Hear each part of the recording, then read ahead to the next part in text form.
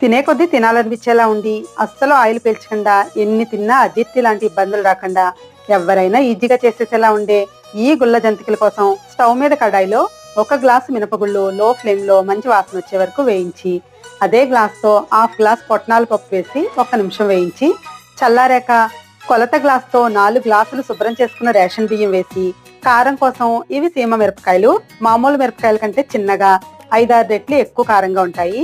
ఇవి 1 గుప్పెడు వేసి మిల్లు పట్టించుకోవాలి.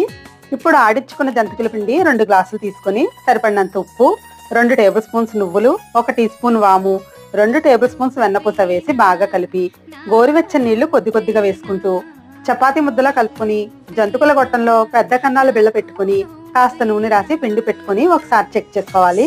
ఇప్పుడు బాగా కాగిన నూనెలో ఫ్లేమ్ని తగ్గించి ఒక్క చుట్టు తిప్పుతూ చిన్న చిన్న జంతికలు వేసుకుని 2 వైపులా వేగాక తీసేసుకొని తినేయడమే. Thank you for watching.